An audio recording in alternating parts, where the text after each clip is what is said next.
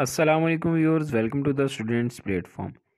Viewers, आज हम पढ़ेंगे STA 301 और PSY 516 के लेसन नंबर 9 को। तो आइए स्टार्ट करते हैं। Geometric mean.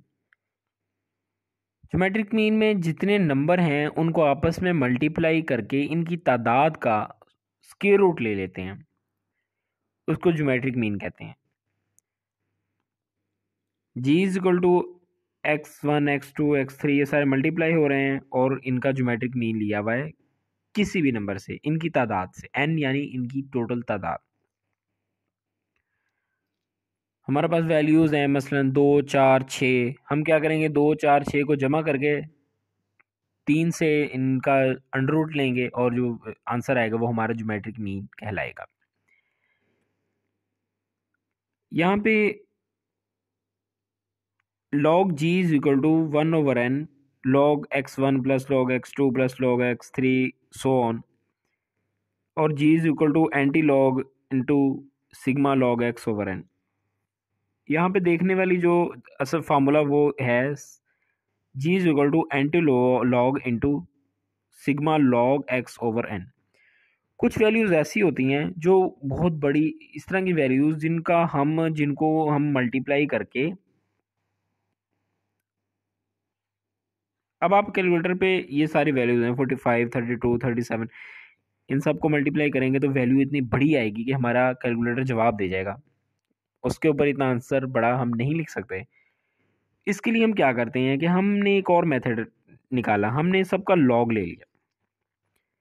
देखें एक्स टेबल को, देखें एक्स की वैल्यूज़ हैं 45 32 ये सारी, और लॉग एक्स मतलब लॉग 45 लिखेंगे, ओके करेंगे या इक्वल का साइन प्रेस करेंगे तो हमारे पास लॉग 45 की वैल्यू आ जाएगी। लॉग 32 लिख कर इंटर करेंगे तो हम 1.5052 की वैल्यू आ जाएगी। जितनी वैल्यूज़ हैं सबका अलग अलग हमने लॉग लेकर इनको आपस में हमने मल्टीप्लाई कर लिया।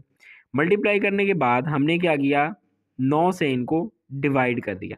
यहाँ पे हम क्या करेंगे, डिवाइड करेंगे। लॉग के अंदर हम डिवाइड करेंगे, अंडर रूट स्क्वायर रूट नहीं यहाँ पे हम लेंगे इसका, हम यहाँ पे सिर्फ डिवाइड करेंगे। डिवाइड करने के बाद हमने क्योंकि लॉग लिया हुआ था, अब हमने वापस रिवर्स नॉर्मल पोजीशन में, नॉर्मल कंटिन्यू काउंटिंग में लेके जाना, नॉर्मल वैल्यूज़ में लेके जाना, तो हमने इसका एंटी लॉग ले लेना है। एंटी लॉग से हमारी वैल्यू आती है 39.68।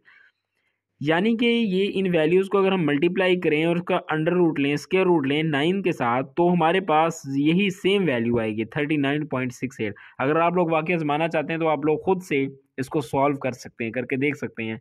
दूसरे तरीके से आप लोग मल्टीप्लाई करें पेज के ऊपर सबको, 9 का स्क्वायर रूट लें इसका, और फिर उसके बाद वैल्यू जो आएगी 39.68 ही आएगी। फार्मूला बस आपने ज़हन में रखना है, geometric mean is equal to anti log sigma log x/n। क्या किया, सब वैल्यूज़ का अलग अलग लॉग ले लिया, उसके बाद इनको मल्टीप्लाई करके डिवाइड कर दिया नंबर से इनके, और उसके बाद उसका एंटी लॉग ले लिया। कैलकुलेटर पे आप एंटी लॉग लिखेंगे, एंटी लॉग 1.5968 लिख के इंटर करेंगे, आपके पास आंसर आ जाएगा। Geometric mean for group data. Geometric mean for group data कह रहा है इट इन्वॉल्व फ्रीक्वेंसी, मतलब इसमें फ्रीक्वेंसी इन्वॉल्व हो जाएगी, बाकी सब कुछ सेम होगा। Anti log is equal to sigma F log x/n, मतलब n की जगह सिग्मा एफ आ गया, बाकी हर चीज़ यहाँ पर सेम है। इसके अंदर क्लास इंटरवल्स को जमा करके 2 पर डिवाइड करके सबका क्या लिया, बारी बारी मिड पॉइंट निकाला है। ठीक हो गया। इसके बाद जिसे x से जाहिर कर रहे हैं, जिस मिड पॉइंट को हमने x से जाहिर किया है, टेबल में नंबर जो हैं ये देखें, नंबर ऑफ कार्स जो हैं वो फ्रीक्वेंसी है जिसे f या n से जाहिर करते हैं। log x की वैल्यूज़ पहले लेनी है। कैलकुलेटर पर log के आगे एक एक करके वैल्यूज़ लिखते जाएंगे, x की वैल्यूज़ लिखते जाएंगे और हमारे पास आंसर आता जाएगा।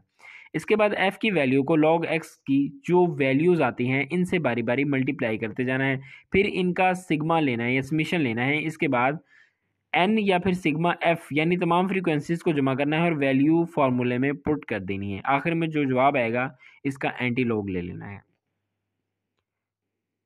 अगर आपको समझ नहीं लगी आप वीडियो रिवर्स करके सुन सकते हैं, दोबारा इंशाल्लाह आपको समझ आ जाएगी।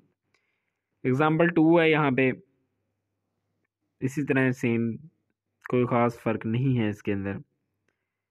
आगे हार्मोनिक मीन है। एक चीज़ मैं आपको बता दूं, परसेंटेज, अगर किसी भी सवाल में परसेंटेज एवरेज की बात हो तो इसका मतलब है ज्योमेट्रिक मीन। अगर स्पीड एवरेज की बात हो तो इसका मतलब है हार्मोनिक मीन। मैं दोबारा रिपीट कर रहा हूँ कि अगर किसी भी सवाल के अंदर परसेंटेज एवरेज की बात हो तो हम हार्मोनिक मीन वाला फॉर्मूला यूज़ करेंगे। अगर स्पीड एवरेज की बात की जाए तो हम हार्मोनिक